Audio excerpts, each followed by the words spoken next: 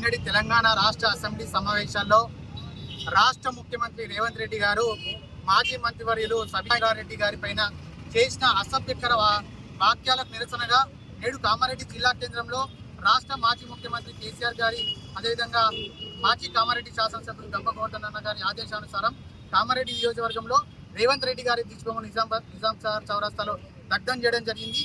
ఈ సందర్భంగా రాష్ట్ర ముఖ్యమంత్రి గారిని డిమాండ్ చేస్తా ఉన్నాం, దయచేసి రేవంత్ రెడ్డి గారు గుర్తుపెట్టుకోండి, మహిళా లోకాన్ని కించబడినటువంటి ఏ నాయకుడు కూడా ఈ సమాజంలో నిలబడేటటువంటి సందర్భాలు మనం చూస్తాం.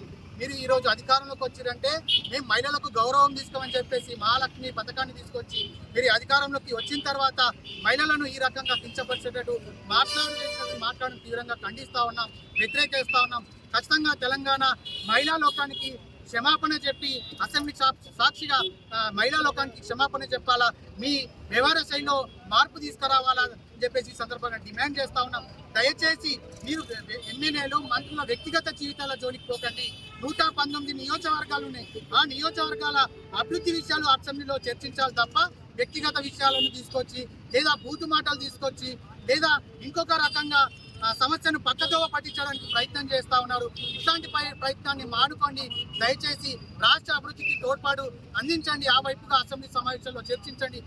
అదేవిధంగా ఈ అసెంబ్లీ సమావేశంలో ఈరోజు బీఆర్ఎస్ పార్టీ శాసనసభ పక్షం ఏదైతే సబితా రెడ్డి గారి పైన చేసినటువంటి వాక్యాలపైన అసెంబ్లీలో తీర్మానాన్ని ప్రవేశపెట్టారు. దయచేసి దానికి అనుగుణంగా మీరు వెంటనే మహిళా లోకానికి క్షమాపణ చెప్పాలి. చెప్పకపోతే రాష్ట్ర వ్యాప్తంగా మహిళలందరినీ కూడా ఏకం చేసి కాంగ్రెస్ పార్టీకి రేవంత్ రెడ్డి వ్యతిరేకంగా పోరాటాన్ని బీఆర్ఎస్ పార్టీ ఆధ్వర్యంలో ఉధృతం చేస్తామని చెప్పేసి ఈ సందర్భంగా రేవంత్ రెడ్డిని హెచ్చరిస్తా ఉన్నాం.